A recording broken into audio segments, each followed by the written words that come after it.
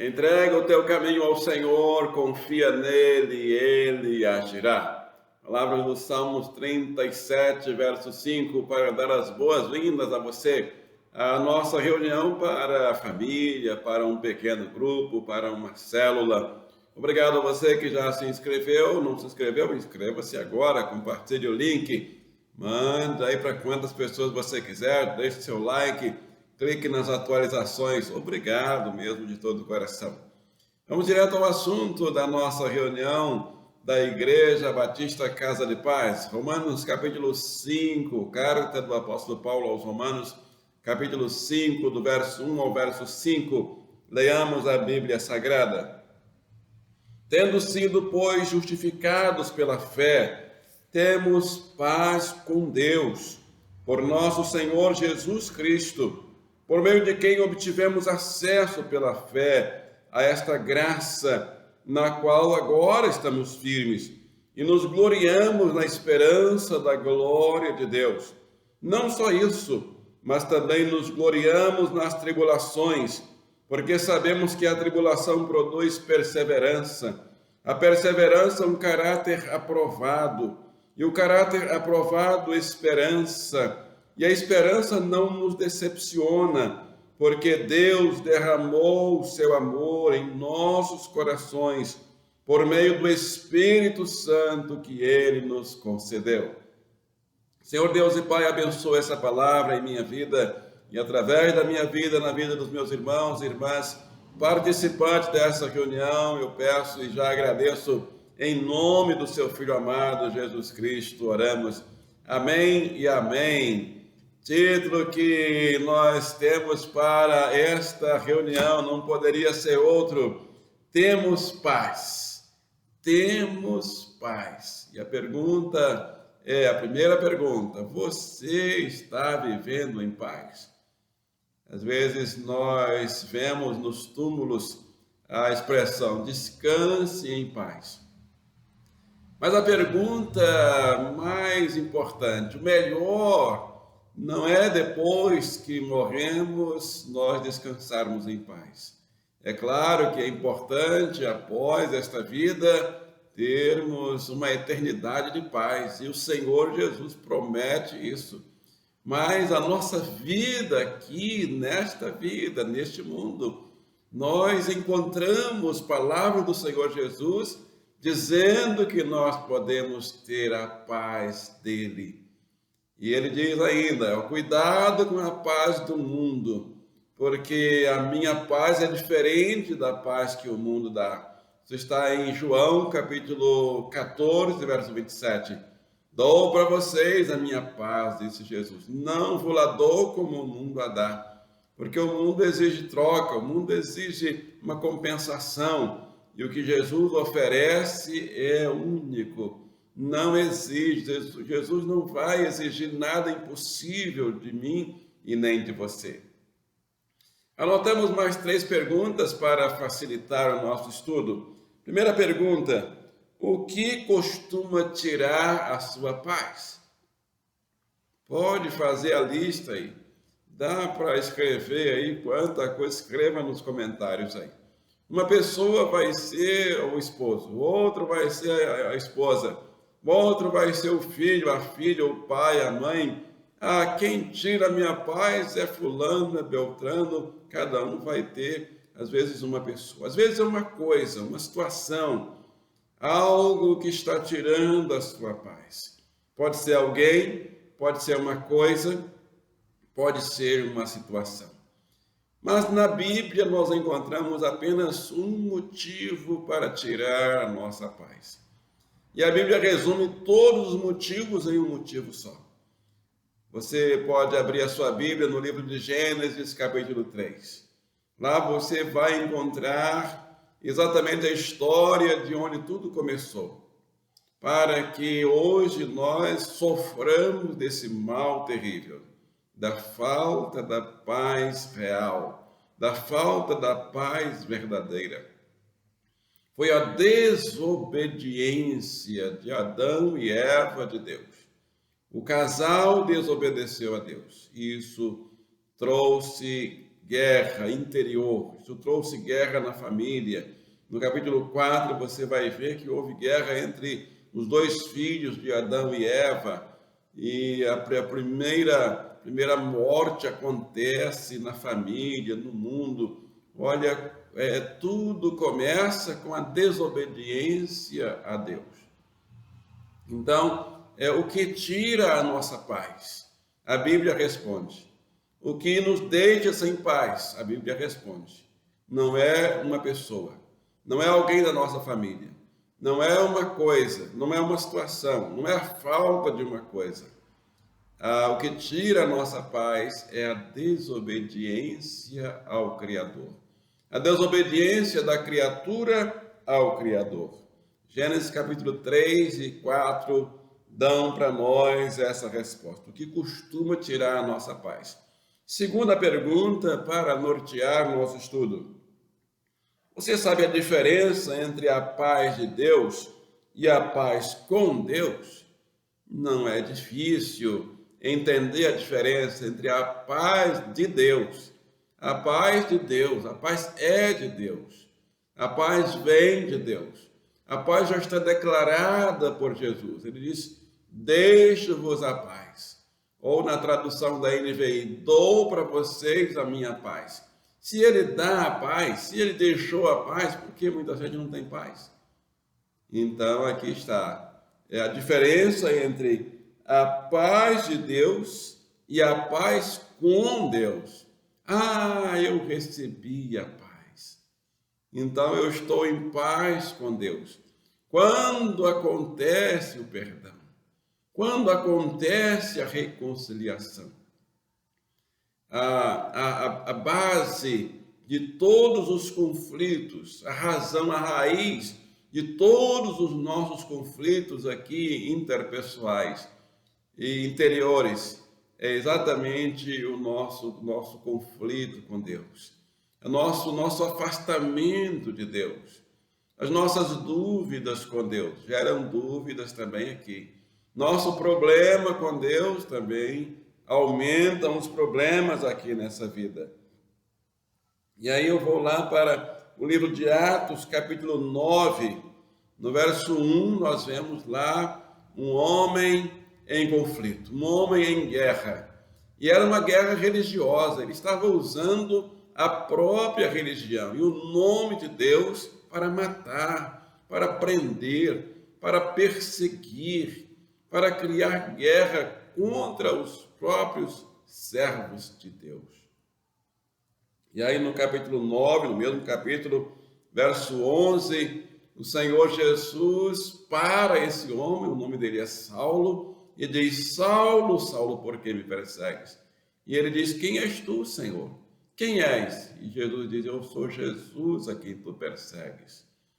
Mas eu não estou perseguindo a ti, Jesus, estou perseguindo os cristãos que estão dizendo aí que o Senhor faz milagre.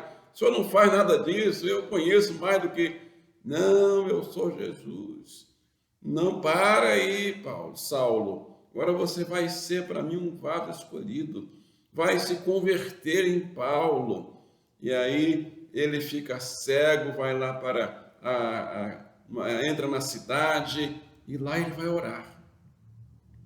A primeira ação desse homem, após o encontro com Jesus, é orar.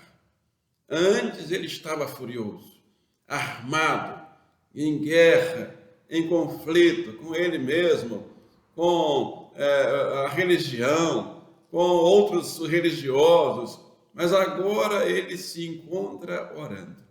Atos capítulo 9, verso 11 diz, ele está orando. Essa é a diferença entre a paz de Deus e a paz com Deus. Antes, armado. Antes, pronto para prender e para bater e para matar. Agora ele vai orar. Ele é encontrado orando. Isso no mesmo dia. E agora antes ele perseguia. Agora ele se torna um defensor daqueles a quem ele perseguia. Terceira e última pergunta para facilitar nosso estudo. Quais são as consequências de estar em paz com Deus? E aí nós temos aqui o nosso texto básico, Romanos 5. Tendo sido, pois, justificados pela fé, temos paz com Deus. Então, esse justificado aí significa que agora nós estamos absolvidos. Nós agora estamos reconciliados com Deus. Por isso, desde o começo estou dizendo, a fonte, a raiz do nosso problema, da nossa falta de paz, internamente, nos relacionamentos na família, no trabalho, com as pessoas, não são as coisas que nos deixam sem paz. Não é a falta disso ou o excesso disto. Não são situações que nos tiram a paz, mas sim a nossa rebeldia contra Deus, nosso afastamento de Deus. Tanto que quando nós nos reconciliamos com Deus, nós alcançamos a paz. Sendo, pois, justificados pela fé, temos paz com Deus. E temos acesso pela fé a esta graça, na qual estamos firmes e nos gloriamos na esperança da glória de Deus. E aí quem escreve esse texto aqui de Romanos é esse Paulo, que antes era Saulo, perseguia os cristãos, perseguia o evangelho. Ele escreve agora aos romanos, aos crentes de Roma. E ele escreve também aos filipenses, para encerrar esse ponto, palavra muito bonita. Filipenses capítulo 4, verso 7. A gente cita sempre aqui. Ele diz assim: e a paz de Deus, que excede todo o entendimento, guardará os vossos corações e os vossos sentimentos em Cristo Jesus. Então aí nós alcançamos o equilíbrio da verdadeira paz. Na mente, nas emoções, nos pensamentos. Isso reflete no nosso sorrir, no nosso falar, no nosso andar, no nosso procedimento e nos nossos relacionamentos interpessoais. Então, sendo, pois, justificados pela fé, temos paz com Deus. Tendo paz com Deus, temos paz conosco mesmos, paz interior e paz também com as pessoas ao nosso redor e com as situações que vierem. E Filipenses 4, 7, e a paz de Deus, que excede todo o entendimento, guardará corações, sentimentos, pensamentos, através de Cristo Jesus. Eu quero concluir contando uma experiência, peço permissão a vocês para contar uma experiência pessoal. Eu sofri um acidente há alguns anos atrás, algumas décadas, que machucou a minha coluna. E fiquei 35 depois do acidente em tratamento no hospital, numa cidade aqui do interior do estado do Rio de Janeiro, e todos os procedimentos foram feitos para solucionar e só piorando, muita dor na coluna, porque no acidente eu sofri um traumatismo na coluna lombar. 35 dias depois, os médicos resolveram abrir, operar, e realmente estava ali uma hérnia intramedular e foi feita a cirurgia. Mas a dor não parava, eu continuava sentindo muita dor. Muito difícil foi aquele tempo, mas remédio nenhum dava jeito. Até que eu recebi a visita de 2 pastores. Um deles é meu amigo até hoje, o pastor Heitor Antônio da Silva, e o segundo estava fazendo conferência na igreja dele, o pastor Heitor, o pastor Joselito Ferreira. E o pastor Joselito leu exatamente esse texto. Eu lembro, no meio de muita dor, de muito gemido, eu lembro que ele abriu a Bíblia exatamente nesse texto. E, meus queridos amigos, irmãos, durante a leitura desse texto eu fui curado. Sendo, pois, justificados pela fé, temos paz com Deus. E temos esperança porque a tribulação produz a paciência, a experiência, experiência, a esperança. E a esperança não traz confusão, porquanto o amor de Deus está derramado em nossos corações pelo Espírito Santo que nos foi dado. Foi como jogar água no fogo. Foi como uma brisa num dia de extremo calor. Refrigerou a minha alma. E eu fui curado exatamente ali. O Senhor me curou. Esta palavra viva trouxe alívio para as minhas dores. É claro que eu continuei em tratamento, fiz a fisioterapia, e os médicos diziam até que eu ia ficar com muitas limitações. Eu lembro que o cirurgião me contou, falou comigo, me preveniu de muitas sequelas, nenhuma delas aconteceram. Isso tem algumas décadas e eu estou muito bem. Obrigado a Deus, obrigado aos médicos que me operaram, obrigado ao pastor Joselito, pastor Heitor e todos que me visitaram. Essa palavra do Senhor, obrigado, Senhor, que nos curou. Essa palavra nos cura, porque a paz do Senhor, mesmo numa circunstância terrível de dor, ela vem para a nossa vida, para o nosso coração. O que estava tirando a minha paz? Aquela dor. Então o Senhor veio, me visitou e trouxe o alívio para a minha dor. E vai trazer para você. Eu quero orar por você nesse momento, para que essa paz que chegou no meu coração chegue também agora na sua vida, na sua mente, no seu pensamento, na sua casa. Vamos orar? Nós temos aqui o nosso caderno de oração. Eu quero também apresentar a vocês sempre, dizer que esse caderno a gente trata com muito respeito, com muita consideração. Cada pessoa que anota aqui o seu pedido, o seu nome, seu motivo de oração, nós procuramos orar, não somente agora, durante a reunião ou durante os cultos, mas sempre nós oramos. Também vamos orar pelos aniversariantes da semana. Nossa lista está aqui. Se tiver alguém aí se nós não citarmos alguém, a pessoa da sua família, escreve aí, na próxima reunião faremos a festa. Vamos orar? Senhor, nosso Deus, nosso Pai, Criador dos céus e da terra, queremos dizer sim ao apelo desta reunião, sim para a paz do Senhor. Mas sabemos que esta paz vai chegar no momento da nossa reconciliação com o Senhor. Então queremos dizer sim também para esta reconciliação com o Senhor. O Espírito Santo promove mais reconciliação nossa com o Senhor, para que estejamos em paz com Deus, e assim também em paz interior, e em paz uns com os outros, em paz com as situações, com as adversidades que vierem contra nós. Quero te agradecer pela sua paz, que já está declarada para nós, e que nós podemos nos encher dela. Então eu peço nesse momento que chegue ao ouvido, entre no coração, na mente, nas emoções da alma da minha irmã e do meu irmão que está participando dessa reunião agora, trazendo alívio, trazendo conforto e consolo, paz interior que vai refletir também no exterior. Peço também saúde para tantos enfermos, Pai.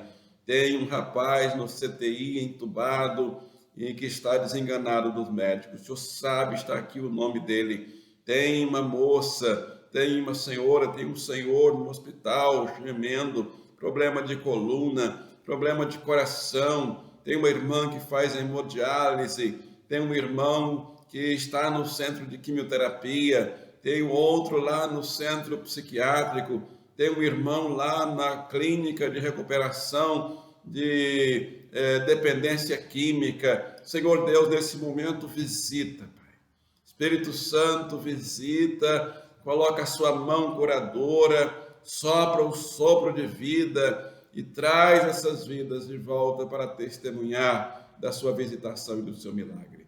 Pedimos ainda a porta de emprego aberta para os desempregados. Pedimos um consolo para as famílias enlutadas. Pedimos um avivamento do céu, um avivamento do Espírito Santo na vida da nossa igreja, da tua igreja. o enchimento do Espírito Santo. Enche, Espírito Santo, a minha vida e a vida de cada membro da Igreja Batista Casa de Paz, cada casa onde funciona um pequeno grupo, uma célula, cada líder auxiliar, supervisor, pastor, pastoreado, abençoa, Senhor, a tua igreja, trazendo conversões de almas às dezenas, centenas e milhares, para povoar os céus e abençoar a tua igreja. Peço uma bênção para os aniversariantes da semana, meu sobrinho Jurandir Júnior, dia 26, meu cunhado Levino, dia 26, meu sogro, pastor Estevam, dia 30. Peço uma bênção especial para os aniversariantes, para esse irmão e essa irmã, que eu não tenho o nome dele aqui, mas está aniversariando essa semana, que a bênção do Senhor chegue na casa, na vida, no trabalho, em todos os setores da vida do meu irmão. Peço essas bênçãos e agradeço no nome precioso, no nome poderoso de Jesus Cristo, Filho amado do Deus vivo, oramos e todos digam amém e amém. Chegamos ao final da nossa reunião, pequeno grupo, uma reunião para a célula. Queremos pedir a você que se inscreva, compartilhe o link, mande aí para todo mundo, deixe seu like, clique nas atualizações, não saia daí que tem uma bênção para você, a bênção da paz. E a paz de Deus, que excede todo o entendimento, guardará os vossos corações e os vossos sentimentos em Cristo Jesus. E todos digam amém e amém.